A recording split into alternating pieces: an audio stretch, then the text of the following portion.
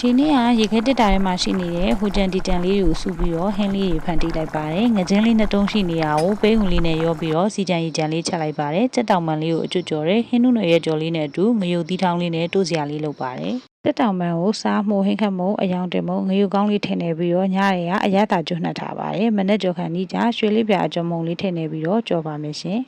စီကတော့နေကြစီပဲသုံးပါတယ်ပိုးကစီကြော်တော့တိတ်မကြိုက်ဘူးဒါပေမဲ့တစ်ခါတလေတော့စားချင်သိဖြစ်လို့ကြော်စားပါတယ်ကြော်စားပြင်လည်းအိမ်မှာပဲအများကြီးကြော်စားတယ်ကိုယ့်ကိုကြော်တော့စီတက်တန်လေးရောစားပါတယ်ငါးကြော်တို့ကြက်သားကြော်တို့ကြော်တဲ့အခါမကတ်တဲ့နီလန်းလေးတွေကိုတော့ပိုရိုးရိုးဦးလေးနဲ့မကအောင်ကြော်တဲ့နီလေးတစ်ခါလောက်ပြပြပေးပါအောင်မယ်ရှင်ပိန်းဦးနဲ့ပိုးမရှိရငကြင်းလေးနှစ်တုံးကိုဆက်ချက်ပါမယ်ကြက်သွန်အနီအဖြူကိုအယောင်တမှုန့်နဲ့နေမုံလေးစီတက်ပြီးတော့ပိန်းဦးကိုအီအောင်ရင်ထည့်ပါတယ်ရတာတော့ကတော့ပိုးကစားနေမုံရင်ခမှုပဲထည့်ပါတယ်ပိန်းဦးအီပြီးဆိုရင်ငကြင်းလေးထည့်ပြီးတော့အရတာဝင်အောင်လုံးပေးပါတယ်ရှင်အရတာလေးတေချာလေးဝင်ပြီးဆိုတာမှာလူချင်းတဲ့ရေလေးထည့်ပြီးချက်လိုက်ရင်ပိန်းဦးနဲ့ငကြင်းဟင်းလေးရပါပြီ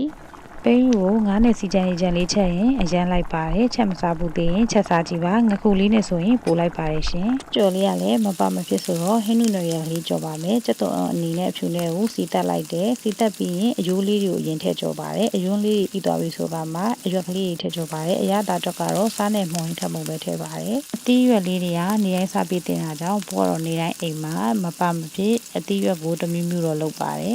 တိုးစရာလေးကလည်းမပါမဖြစ်ဆိုတော့လေသူနဲ့တွဲစားဖို့ငရုတ်သီးထောင်းလေးလည်းလုပ်ပါတယ်ဒါဆိုရင်ဒီနေ့အတွက်ကအရင်ရက်ကပို့တဲ့ငပြင်းမစီပြန်လေးကိုပြန်ထုတ်လို့ရဲ့ကြက်တောင်ပန်ကြော်ရဲ့ငါးနဲ့ပေးဦးနဲ့ချက်တာလေးရဲ့ငရုတ်သီးထောင်းကိုတိုးစရာအစုံလေးနဲ့အတူဟင်းနုနယ်ရဲ့ကြော်လေးပါ